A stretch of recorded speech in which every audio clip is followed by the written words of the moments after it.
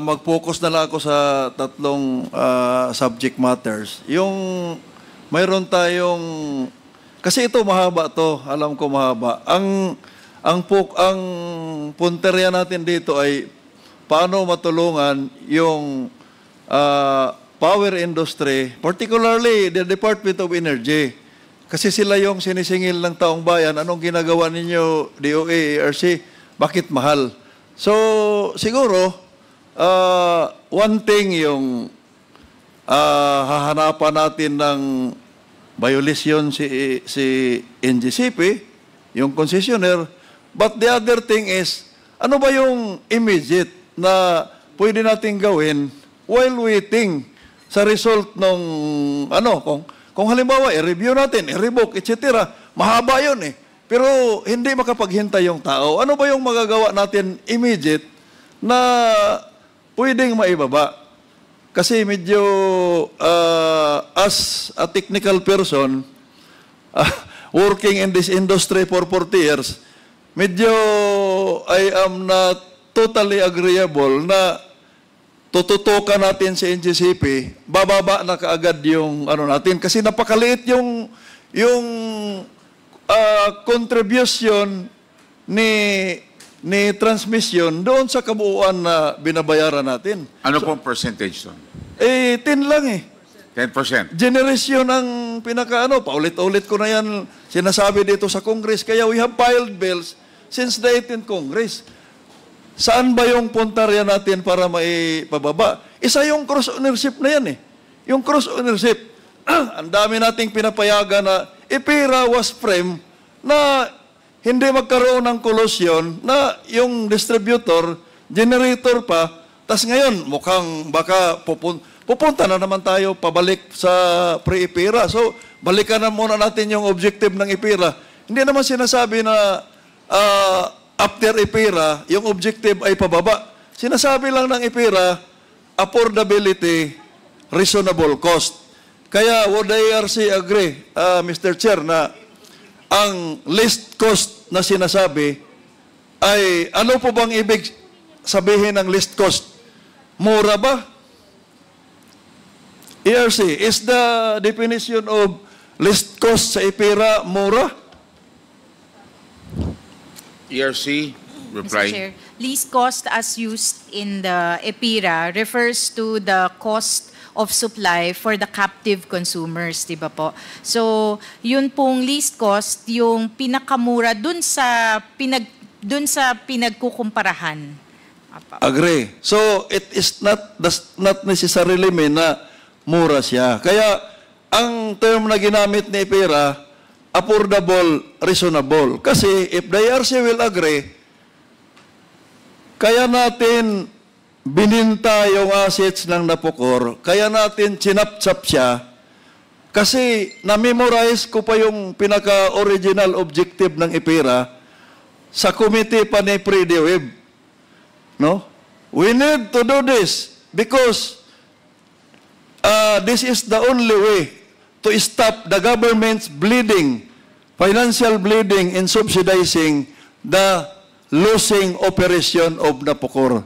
Yun ang kaya ang sigaw namin noon, because we are against IPERA, kung may problema yung Napocor, kung yung bahay mo may anay, bakit mo susunugin yung bahay mo? Dapat yung anay lang ang i-cure mo. What we mean is, together with the UP, sabi namin, ang i-overhaul lang natin yung charter ng Napocor. Sinong paupuin diyan sa Napocor? So, hindi yung, kita mo, we are comparing other jurisdictions and our country. Mura talaga sila because highly subsidized, if the IRC will agree, is the main cause of the lower power cost in other jurisdiction. Is it because of their law or because their electricity cost is highly subsidized by the government? Mr. Chair, based on our review, it's really the subsidies, particularly for the oil-producing countries. Ayun. Kaya noon, mura, sinasabi natin, IPERA tapos nagmahal. Dahil Napocor ang generation, Napocor ang transmission. Tatlo lang ang sektor dati. generation na POCOR, transmission na POCOR, then sa distribution, may private, may electric cooperatives. So, dalawang sektor na malaki ang hawak ni government. Yung generation, 50 to 55% yon sa sinisingil. Plus transmission, 10%. Eh, yung hawak ni government, 65 na kaagad. So, that's why, mura noon. Dahil, sinusubsidize ng GAA yung operasyon ni POCOR. But now, sinapsap natin eh. Tapos, dinagdagan pa natin ng RES, Retail Electricity Supply, na pang-apat na sektor. Kaya mahirap mo i-review yung performance ng bawat sektor in the power industry as a point of information, Mr. Chair. Pag ni-review mo kasi yung, halimbawa sa distribution sector, mahirap mong i-review yun, interruption, outages. Kasi kung may problema si generation, wala kang ma-distribute. May generation, may problema si transmission, wala kang ma-distribute. Okay, i-review mo yung transmission, si NGCP. Ay, paano kung hahanapan mo ng ancillary, walang planta? So, failure ngayon yung transmission. Ngayon, kung hindi magbabayad yung, yung distribution kay NGCP, may problema din si NGCP doon sa mga capex niya. Ngayon, kung madili yung nila sa regulator, yung approval ng mga transmission development plan, di may problema din sila. Kasi kabit-kabit po yung apat na sektor. They are interconnected with each other. Kaya napakahirap na i-review mo yung performance individually kasi yung individual sector mayroong interconnected function doon sa other sector at lahat ng yon konektado sa regulator. So, yan po yung kahirapan niya. Kaya, I will, I will not dwell on that, napakahaba yung na yan. Uunahin natin yung sa mga delayed projects para malinaw lang. Kasi yung mga hindi nakakaintindi, pag sinabing delayed, kasalanan na kaagad ni NGCP. Dapat patas naman tayo dito. So, kung halimbawa, ano bang definition doon sa presentation ng Department of Energy? Pag sinabi niyong delayed, doon mag-recon yung delay sa approval. Sa approval na. We based the delay based on the transmission development plan. Kung Not on the approval? No, on the transmission development plan. So, doon pa lang, no? Kahit mag-file ako ngayon, like in the DDP namin, if that is the case, sa pag-review, ay papalpak talaga. Imagine, 2011 na DDP namin, hanggang ngayon, I hope hindi pa naman time niya to, pero siya ngayon nakaupo, nag-catch up nga sila, I agree with her, na mayroon pa kaming mga DDP, CAPEX, 2011, na wala pang desisyon. Tumba na yun. 4 na bagyo na, pinalitan yung mga poste na yun, pero yung CAPEX. So, those are the things na beyond the control of the sector. Whether you are a transmission operator, a distribution utility, ay yung mga infrastructure na yan ay beyond your control yung approval. So that should be considered supposed to be in the review. Kasi kung ako, no, with all due respect, doon ko i-recon yung delay sa approval ng regulator. Na in-approve ko na to, inalaw na kayo na mangulikta, tapos hindi nyo pa nagawa. Pero kung doon mo i-recon sa, I hope na tama yung information na ang reckoning sa pag-consider na delay ay I hope na yung approval, hindi yung transmission development plan. Tama po ba, Chair Mona, na sa base sa transmission development plan, hindi sa approval ninyo? Mr. Chair, the report is based on the transmission development plan. True enough, merong cases na approved na hindi pa na-approve ng ERC, and that's causing the delay.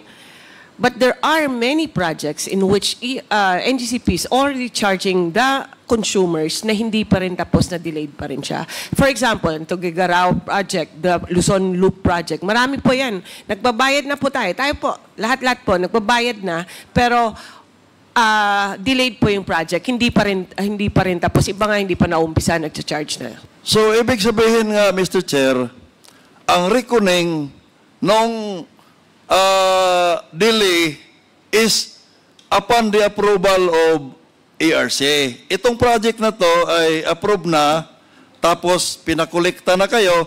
Kasi ang pagkakalam ko, hindi pwedeng mangulikta any of the regulated sector na walang approval sa ERC. Imposible po yun na mauna kang mangulikta bago i-approve. So, ang pagkakaintindi ko, I approve this whether provisionally or final approval, so mangulikta na kayo. So, doon tayo mag-umpisa pag-recon na nadidili na siya. Tama po ba yun, Chair muna, Mr. Chair? Sir Chair, tama po. Tama naman po na, for instance, yun pong minanggit ko kanina na first time nag-penalize si ERC ng delayed NGCP projects. Ang reckoning po namin doon, ERC approval po. So, yun pong, I think yung binabanggit ni Yusek Sharon is how they have determined based yung ni-report po niya. But kami po sa ERC, yung basis ng penalty, yung approval. Kasi aware naman po kami, di kami makakapag-penalize kung kami mismo po in delay of acting on the application. Pero mabanggit ko lang din po na for example, noon pong nag-approve po yung ERC ng IMAR, ng interim MAR, noong 2022, automatic po yun, in-include niya yung mga EPNS, yung mga projects of national significance.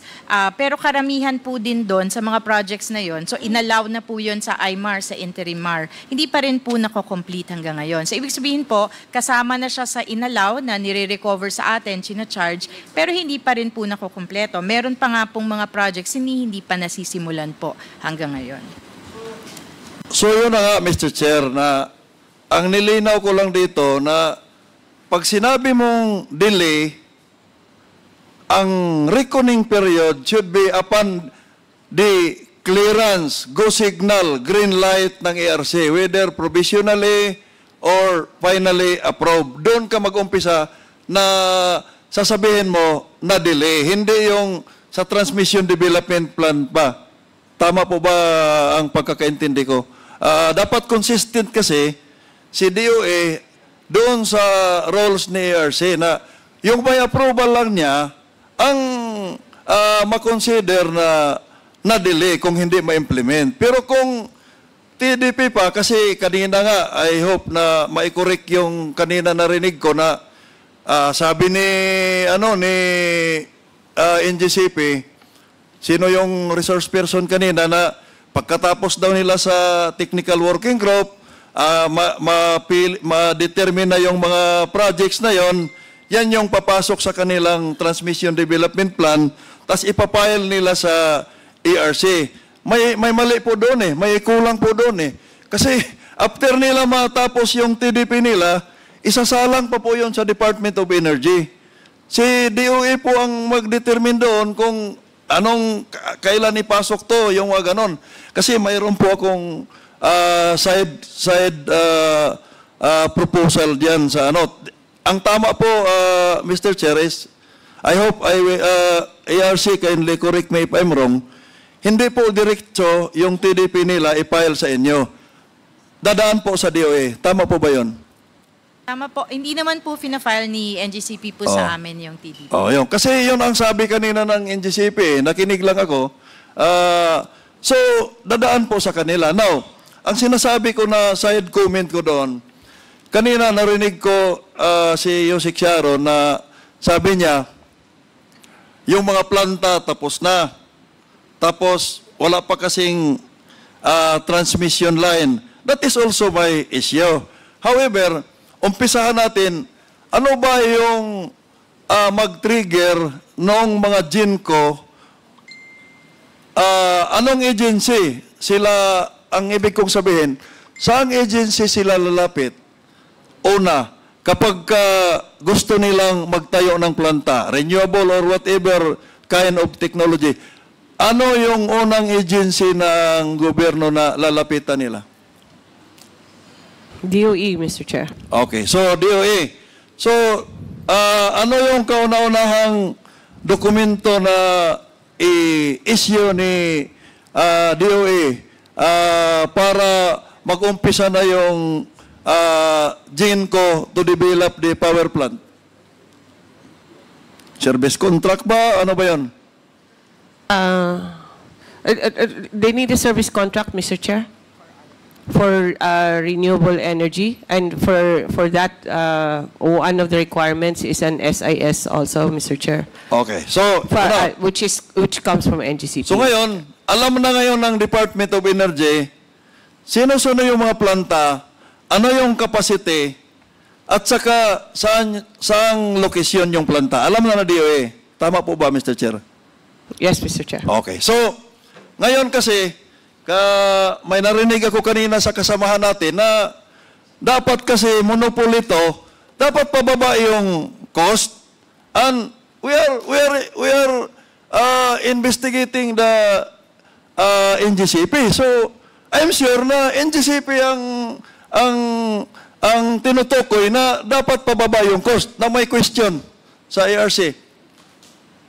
Tama po ba yung prinsipyo na yon, na kapag dahil sa transmission natin ay monopoly, ay pababa yung cost natin dapat? Mr. Chair, my understanding there is it was in reference to economies of scale. So kung isa ka lang na monopolyo ka, isa ka lang nag-ooperate, meron kang, pwede mo ma-take advantage yung economies of scale. Ganun ko po yun na naintindihan. But is it true in as far as the transmission operation is concerned? Is it really true? Kasi alam ninyo kayo yung regulator na may bababa nila. Talaga. Mr. Chair, kasi ngayon lang po nga, matagal nga pong hindi na bisita yung rates ni NGCP. So ngayon pa lang po. But siguro po, kung naiintindihan ko po yung tanong ng tama, ang pinatutunguhan po, pag marami yung project, malaki yung gastos, pinapalaki niya yung system, edi mas malaki po yung cost na ire-require. Yes, I agree. Kasi ang pagko-compute kasi ng transmission charge, it's the cost divided by the sales. Tama po ba, ARC? Mr. Chair? Tama po, in simple terms po. So, kung halimbawa yung cost ng project is 1 million, tapos yung 1 million pesos, yung sales natin sa buong bansa is 1 million kilowatt hour, the cost of that project at that time is 1 peso per kilowatt hour. Tama po ba, Mr. Chair? ERC? Kung diretsahan lang pong calculation. So, yung pinaka-basic lang. Kasi it depends on the sales, energy sales. So ngayon, mayroon tayong inisyuhan na mga bagong planta na doon kayo kung saan-saan. Ang unang tanong ko sa Department of Energy, matagal ko ng issue to, kasama ba yon sa coordination natin sa NGCP tuwing gagawa sila ng Transmission Development Plan para makonsider na nila sa planning na mayroon palang planta na may tatayo in 2 years time, 3 years time. Kasama po ba yon, Mr. Chair? Mr. Chair, yes, Mr. Chair, and Okay. we rely on their knowledge and expertise on that. Alam nila po yan, sir. I will ask NGCP. Lahat po ba ng inisyuhan ng Department of Energy na mga permits na magtayo ng planta, nakatimbre po ba sa inyo? Kasama na yung schedule of commissioning ng planta. Kasi kailangan po yun eh. Kasi kung naranasan ko po yun as managing a distribution utility, may policy kami na kayo mga big loads, pag pupunta kayo sa Siargao, sa Dinagat, na yung load ninyo ay more than 10 kilowatt, ipaalam nyo na in advance sa amin para may kontrata na namin yan in advance. Kasi hindi madali yung pangongontrata. It will take 2 to 3 years na magpa-approve ng power supply agreement. Anong may supply ninyo kung nag-ooperate na kayo ng resort, ngayon lang kayo pumunta sa amin? Same thing, may planta tayo, may issue tayo na permit na magtayo kayo ng planta, dapat well coordinated yan sa transmission operator kasi sila yung magtatayo ng tie line, transmission line. So, regular ba yung yung coordination na lahat ng mga bagong on a monthly basis, for example, may na-issue yung Department of Energy ng mga permit magtayo ng planta, na i-forward ba kaagad sa inyo yon?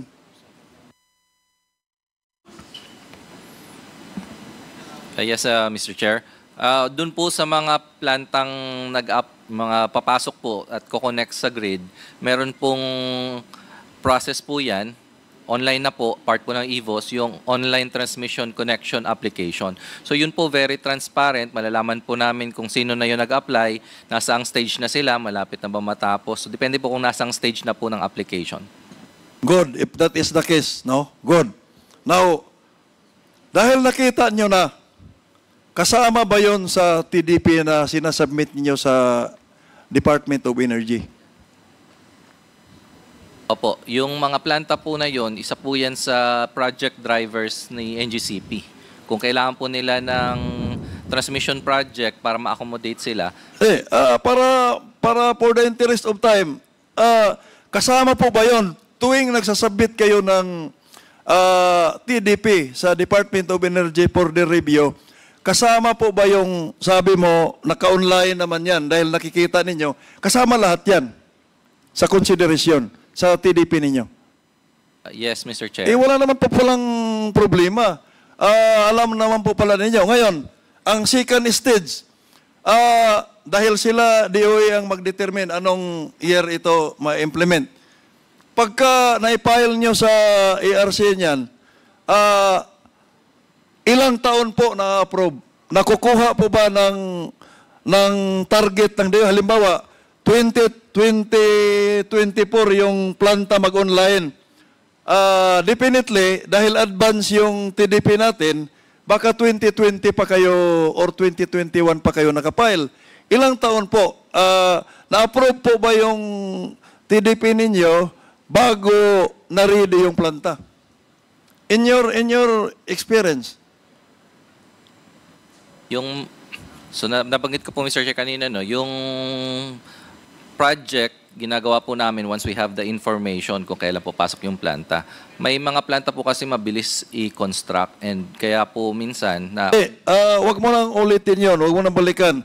Nasa ARC stage na tayo. Okay na tayo. May coordination kayo sa DOE. Tama po yun. Congratulations po doon. Maraming salamat kasi kailangan talaga yon. Ngayon, na-file nyo na on time. Yung normal, halimbawa 2024 mag-online yung planta, definitely kasama yon sa i-file ahead. So, na-approve po ba ng ERC bago yung year of commissioning ng planta? In your experience? May mga delays po na nakita kami. Meron, yun po yung... ano yung percentage ng delay? Halimbawa 10 project, ang nakataya diyan 5 planta. Ilan po yung na-approve on time? I don't have the data right now. Example lang, based on your experience.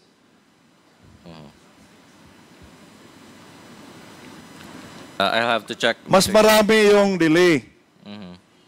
Do you agree? Mas marami yung delay.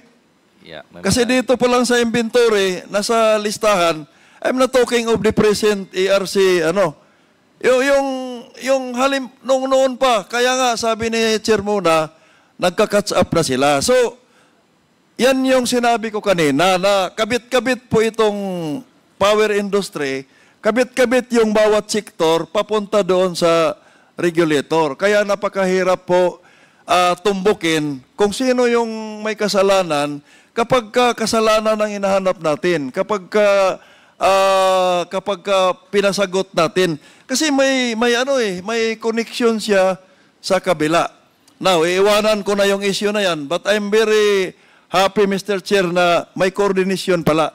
Kasi dapat matagal ko nang I don't know kung kino-consider ni ERC o ni DOE na dapat mayroon silang circular na inisyo, parang kung sa DTI, yung SRP, sinasabi sana nila yung suggested plant location.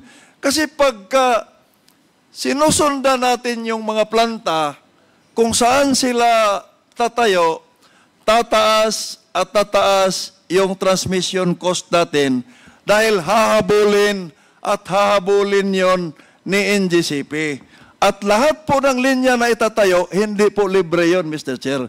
Binabayaran po nating lahat kasi transmission line po yan. Ang sinasabi ko, sana yung mga planta ay malapit na doon sa mga existing transmission line ng NGCP as much as possible para maiksi na lang yung tie line. Ngayon kung magtatayo ka ng planta sa Quezon, tapos yung tie line mo nandito pa sa Nueva Ecija, talagang wala pong pag-asa na bababa yung transmission cost natin. Kasi nagdadagdag tayo ng linya. Ini-enhance natin yung linya.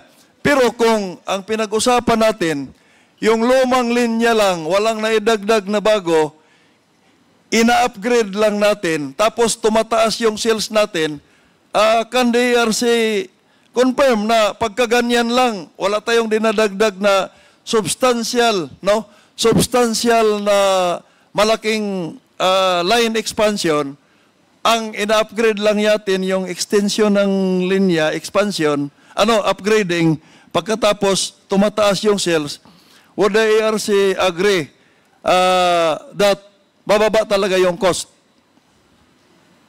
sa transmission? Theoretically, Mr. Chair, opo. Kaya lang po hindi ko po ma-imagine yung paano po masusuplayan yung mataas na demand kung wala din pong bagong generation po na kakabit po dun sa linya. In which case, dapat po nag-expand. I agree with you. Ang kino-compare ko lang kasi we are comparing here yung dalawang senaryo dahil ang pinaka-issue is bababa dapat dahil monopoly yung transmission. Yun lang ang nilagyan ko ng analogy.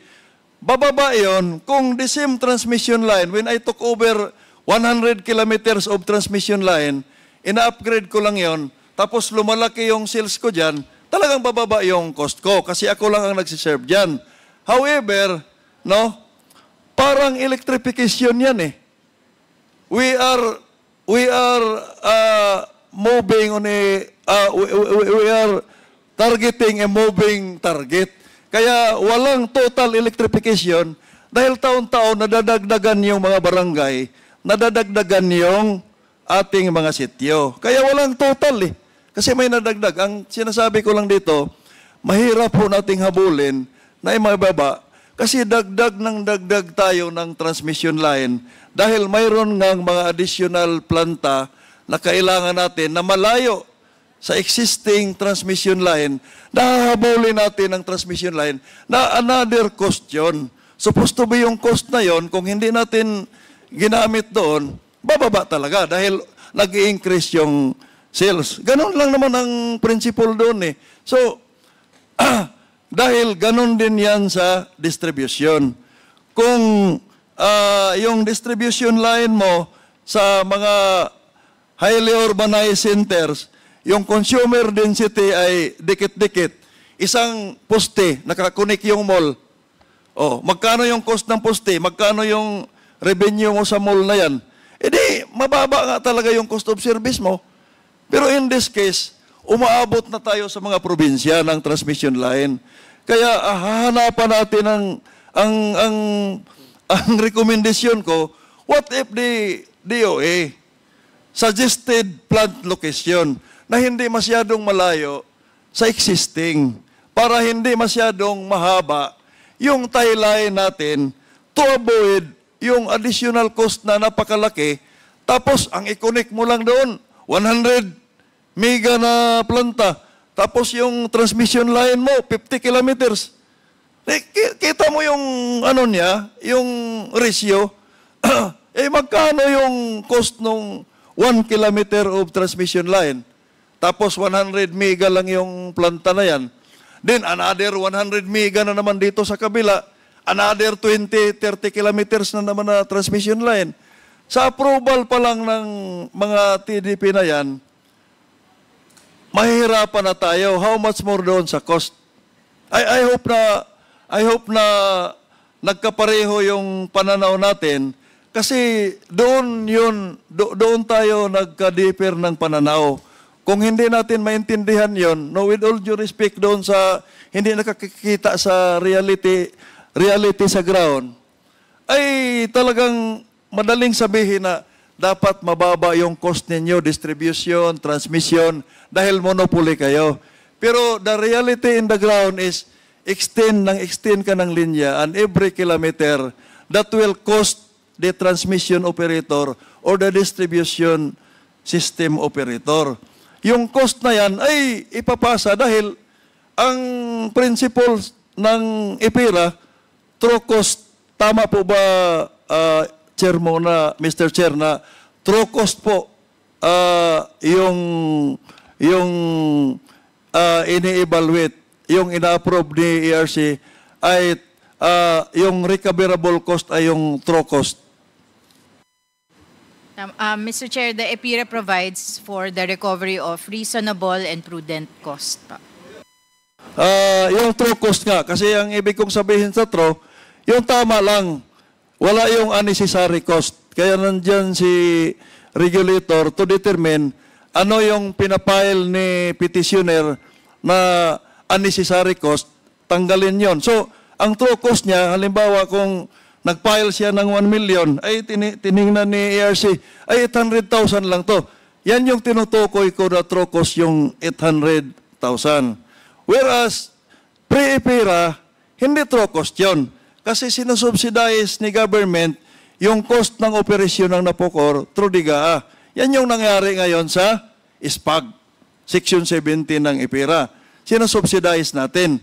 Yan yung noon, pre-EPIRA. Kaya, hindi tayo magtaka na bakit yung EPIRA hindi nagpababa. Hindi naman talaga bababa kasi year in, year out, pataas ng pataas, presyo ng materyales, presyo ng fuel, presyo ng mga ng planta, mga pisa. So I hope na na malinaw 'yon sa atin. So 'yun ang dapat magiging recommendation sana ng committee. May 2 pages ako na recommendation dito. Pero baka 2 linggo na tayo mag-uusap dito. Later on, I will submit this to the committee for, yung policy reforms, no? Kasi to address yung highest cost of electricity, may mga bills tayong pinail. Kaya lang, with all due respect, kung halimbawa, 2 lang kami sa power block, wala kami support sa majority, minority pa kami. Sana kung natingnan to, kaagad 2018 Congress pa, 2019 pa namin pinail. Kaya nung reforma sa strengthening sa ERC, that's one eh. That's one. Yung mga delay na yan, then yung generation, yung 2 yan. So, Mr. Chair, isubmit na lang namin yung mga policy recommendations namin. I hope na yung immediate, may recommend kaagad ng committee na some of this does not need legislation. By a mere circular of the existing, of the government agencies involved, appropriate government agencies, pwede nang may pababa eh. Pwede nang may pababa while waiting for the legislation. Thank you, Mr. Chair. The Honorable Serge Dagook, the other half of the power block, okay, who started as a lineman. So, memorize ko na yung story nyo. The Honorable Rufus Rodriguez for his second round. Thank you, Mr. Chairman, for the second round. I just have really only 5 points, which have been tackled very, very, lengthily in these proceedings. First, the first 3 points pertain to allegations of violations of NGCP of 3 important provisions of its franchise. Let me start, Mr. Chair. So 3 about the franchise. 2 will pertain to the Constitution.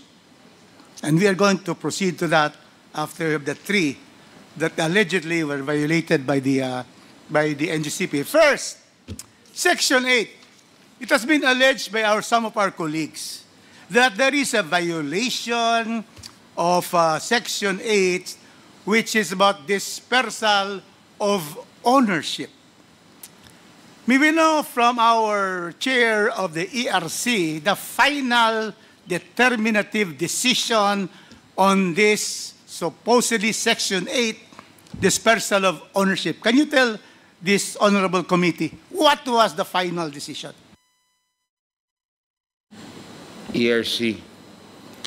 Mr. Chair, I think as discussed earlier by the members who were part of the ERC at that time, the majority approved the mode of dispersal aside from the extension that was provided under Section 8 of the Right. tranche. So therefore, there is no violation of Section 8 because 4 out of 5, the majority and 3 are here, decided that indeed the proviso, a proviso, Mr. Chairman, in law, are exceptions to the main provision. The main provision is through public offering. In other words, to have offering of shares to the public. The second one is through the stated proviso, exception, the listing of a PSA of any company having 30%. And so it was decided, therefore, well, of course, there is a dissenting opinion. And of course, the dissenting opinion of Mama Seda is always very good, as all dissenting opinions are. They're always, they give out the other reasons. But unfortunately, in this country, the rule of law provides that in a collegial body like the ERC, the majority will have to prevail. And therefore, my question is, that is now the final decision. May we know whether any entity, any organization, any person has questioned this decision, which said that the NGCP has complied with Section 8. May we know if they have gone to the Supreme Court on this. Is there any question? Was there? Mr. Chair, we are not aware if... None. Therefore, on the first issue of Section 8 being violated, it has not been violated. It has been complied, Mr. Chairman. Very clear from ERC itself. So, what are we talking about in terms of dispersal? There is now a decision which has become final, no question to the Court of Appeals or the Supreme Court. That is now the law of the case, and it cannot be relitigated under the principle of res judicata.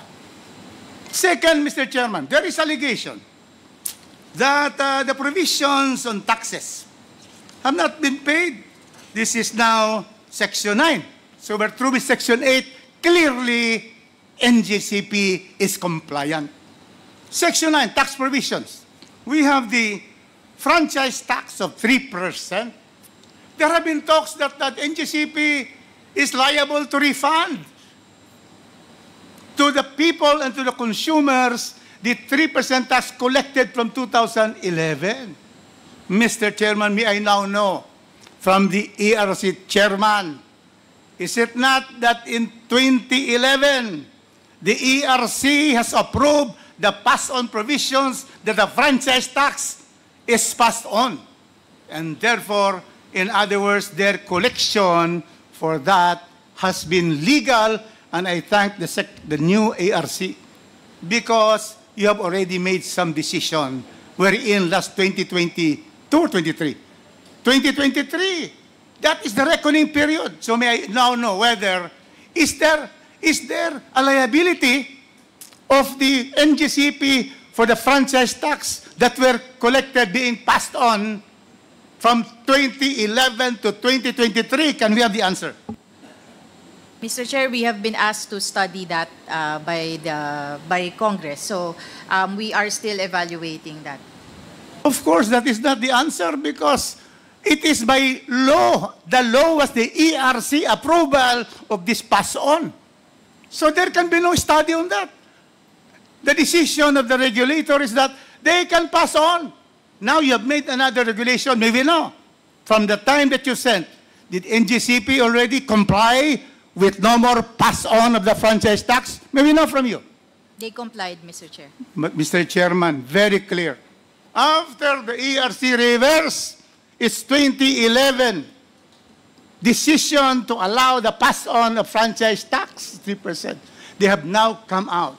And therefore, under the principle of the law of the case, that what is allowed before it is changed, before it is questioned, is legal. NGCP legally, passed on the 3%. So now clearly we have the new regime, and therefore they have to comply.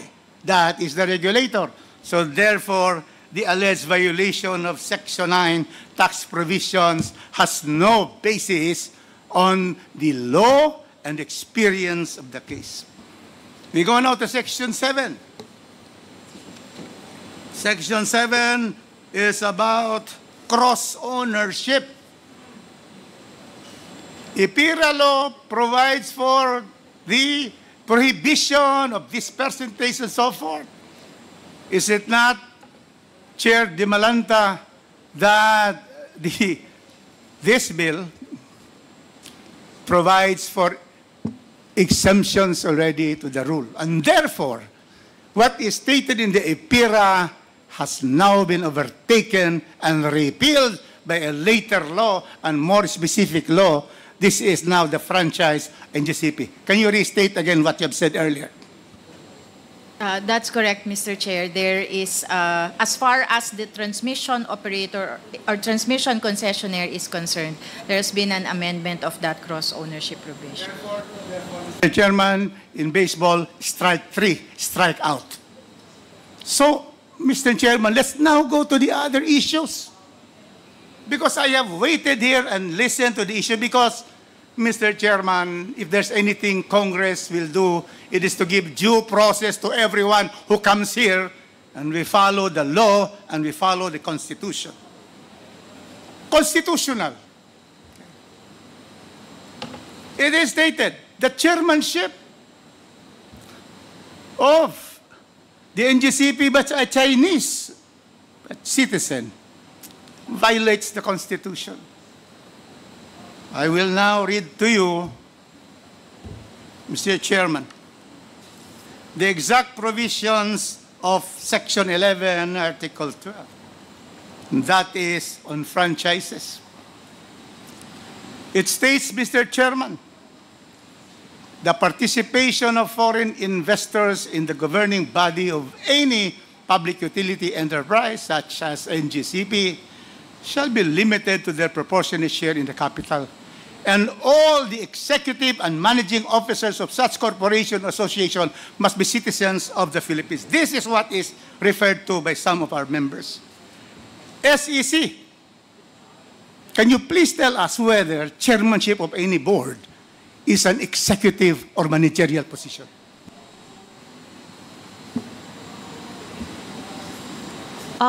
We have here an SEC opinion. It's stated here that an alien national may assume the post of chairman of the board whose act shall be limited to that of a presiding officer during board meetings. So if chairmanship, foreigner may be allowed as chairman of the board, but it should be qualified that his act should be limited to that of a presiding officer of a board meeting. So if his role involves managerial rules, that is already violative of the Constitution. Very clear, Mr. Chairman. Strike 4, constitutional. Foreigners, as decided by the members of the board, can be chairman. There are some limitations, but precisely, Attorney Malyari said that he presides, and normally presiding officers do not vote.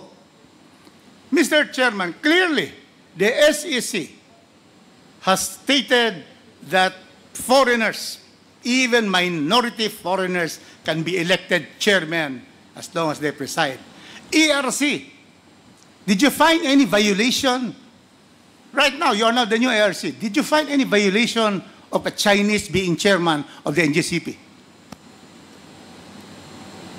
Mr. Chair, we have not, that is not part of the reset, so we have not evaluated that. With the request of Congressman Kimbo earlier, we will include it in our report once we study the shareholder structure as well. Well, you have to be guided by the proceedings of the Constitutional Commission. That certainly membership in the board and chairmanship is not an executive or managerial position. And there are many other companies which have foreigners as chairmen. So your answer is that nobody has questioned this with you, correct? Has anybody filed a case against NGCP for the removal of this Chinese chairman? Has there been a case filed? None, Mr. Chair. How about the old board? I would like to hear Commissioner Maceda. Has there been a case filed in the ERC, you being the regulatory body, that says that, this Chinese should be ousted because he's not allowed by the Constitution? Has there been a case? Well, from the time I joined the ERC, Your Honor, in 2018, I've not encountered any. None, because nobody can question this, because this is constitutional. So clearly, fourth issue, which had been ventilated, Mr. Chairman. Okay, and now, going to the BIR, to the issue back on taxes. Oh, where's the BIR?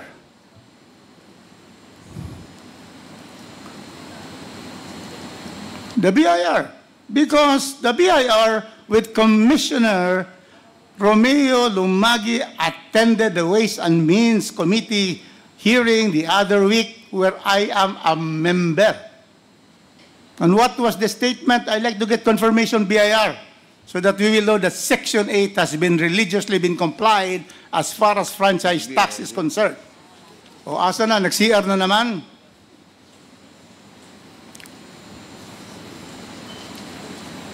Well, without waiting, Mr. Chairman, I have here the revenue RMC 124, what was submitted.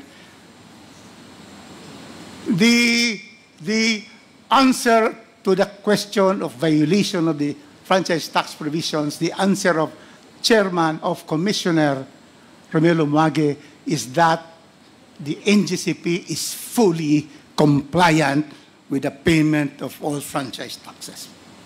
You see? So now I go to the last point, Mr. Chairman, constitutional. Now, the issue now, and I'd like NGCP to answer this. The issue now is national security. But because the Chinese own 40%, there are allegations that there is a switchboard in China, that they will just close the entire country's supply of energy. Mr. Chairman, national security is not found in the Constitution. National security is provided for by words like national interest, economic development, socio-economic solidarity. National security is not there. But that principle, Mr. Chairman, pervades the Constitution, that primarily foremost in the country and the administrators of this country is national security, and that is why in the Constitution, the first article is national territory, because we have to defend our territory against any aggressor, including the West Philippine Sea, against these Chinese illegal trespassers of our West Philippine Sea, as decided already by the International Tribunal of July 12, 2016. The 9-dash line of China has no basis in law and in fact. They lost in 8 counts to the Philippines. And we thank President Pinoy for filing that case in the International Tribunal in Den Haag. National security. Oh, is it true that, these Chinese are going to, because if you say it's true, I will call for the revocation of your franchise. Can the Chinese close any of the 3 control points of the NGCP in the 3 islands of the islands of the Philippines my island, the land of unfulfilled promise, Mindanao, the promise of the interconnection has been done. That's why I'm grateful. We will know. Is there a switchboard that is held by the chairman, Chinese, in Beijing? Is that correct? Let us have the answer. So that this is the national security concern, which I am also concerned, because we do not want China to have, a grip on our energy system. None, Mr. Chairman. Let's have the answer, officially. You are under oath. Can the Chinese minority owners, can they sabotage our country by just stopping supply of energy to any part of the country? Answer, please. They cannot, Mr. Chair. Also, the answer of Mr. You're a lawyer like me, so let's give it to the more technical ones. Come here, Mr. Aguilar. Sometimes us lawyers would tend to, know everything, but this is something that is pertaining now to national security and the fact that these Chinese can never come to one of your control system site and go there and turn off the grid in Luzon, or go to the Visayas, or come to the city of Golden Friendship, my city of Cagayan de Oro, to be able to stop the supply of electricity in Mindanao. Can you now explain to us under oath what is the situation? Can they do it? Yes, sir. They cannot control the power system of the Philippines with a single button. Yes, sir. Is there any switchboard or control being held by people in Beijing or even in Guangzhou, nearer to us, that they can, interfere in the supply of energy in the Philippines? None. None, sir. And if they try to come to the 3 points, are you going to shoot them, which I suggest, to sabotage our supply? Will you do that, Mr. Aguilar? Do you have a gun? He's Mr. Agustin. Mr. Agustin. Oh. I mean, will you allow a Chinese like me, singkit looking, yes, sir, to go there and then, disperse with the 3-man team and then put a button that will stop supply in Luzon? Can that happen? We will not allow that to happen, but I think we will not shoot them, sir. We should shoot them if they do that, because that is part of self-defense. So, Mr. Chairman, with all these testimonies from, first, the ERC, second, the SEC, third, the BIR, through my statement, and the NGCP. So, Mr. Chairman, in this committee, what are we talking about? What are we talking about? What do you want to do with NGCP? It has complied with all of the requirements of the franchise. It has complied with the Constitution. So that is what the question is, but you don't have to answer. Because that is the prerogative of the Committee on Franchise to look into all the franchises of this country and be able to evaluate their performance and have even a motu proprio investigation. So thank you so much for the opportunity, Mr. Chairman. Again, Cagayan de Oro and Mindanao is thankful for the interconnection of our lines to the Visayas and to Mindanao. Thank you very much. You. The Honorable President is recognized. Thank you, Mr. Chair. So I have only short manifestation since we have the motto proprio for NGCP, no? After this hearing, maybe in the next 2 hearings, pag wala ho tayong resulta na hindi bumaba ang presyo ng kuryente natin, ay wala rin ho mangyayari. That's why when we came here with Congressman Dago, naka-prepare kami some solutions, some formula how to lower the price of electricity. I hope when this has been said and done, sana po hindi masayang po itong ating hearing. So I'm also in favor sa majority na mga questions nila. But at the end of the day, it's about the presyo, no? Yung mababang kuryente. So I hope, Mr. Chair, in the next committee, in the next hearing, matakal din natin because we prepared a lot of questions how to lower the price of electricity in the Philippines. Thank you very much, Mr. Chair.